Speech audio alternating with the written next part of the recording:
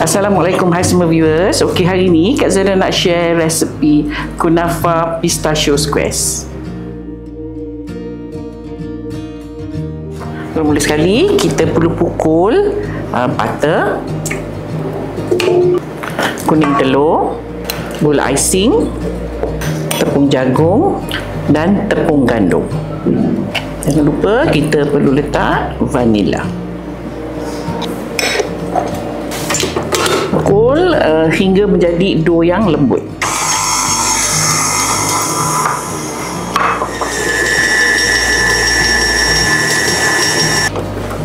Okey, adunannya akan jadi macam ni. Tidak terlalu lembut dan tidak keras. Ataupun kita panggil shortbread lah.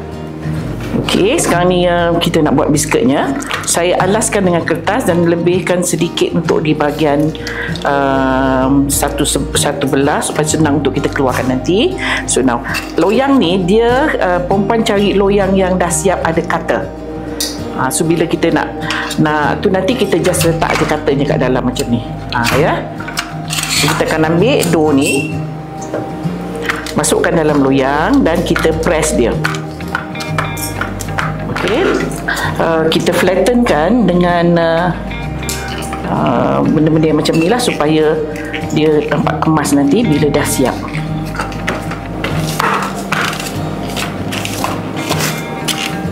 Okay.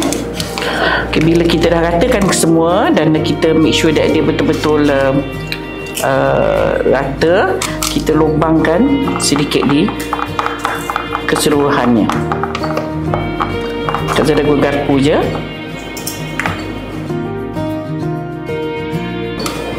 Okey, so ni rupanya. Right. So kita akan letakkan cutter ni.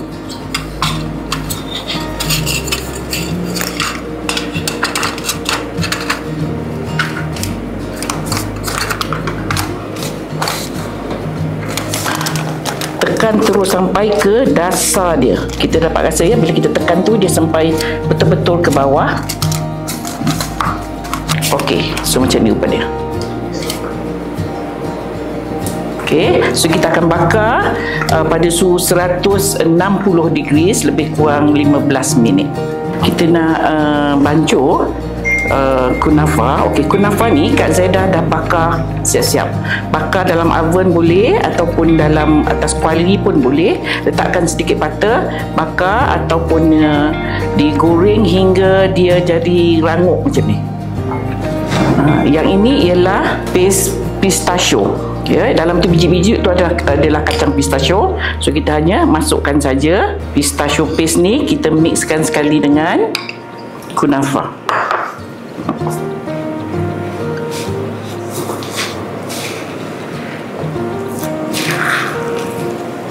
Okay, so ini yang kita dah letakkan pistachio spread. So dia jadi macam ni ya, dengan kunafa. So ini nanti kita akan sapu di bahagian atas shortbread kita yang dah siap.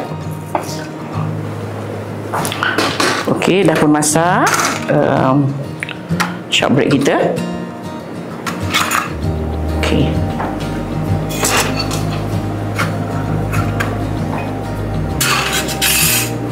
Okey, so ini rupanya.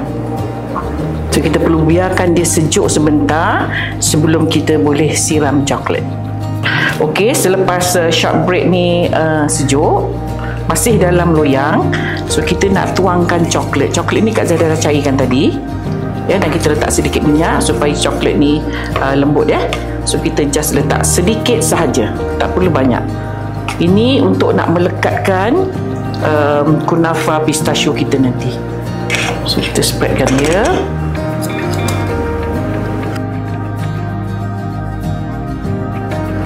Dan kita letakkan kunafa pistachio ni.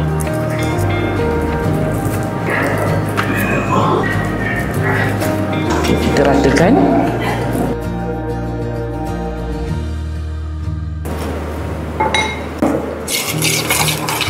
Di bahagian atasnya kita akan siramkan coklat.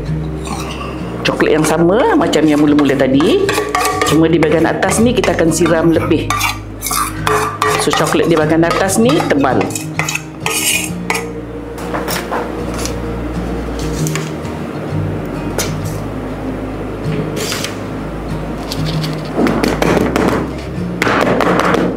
Sekarang ni kita nak masukkan cutter ni balik.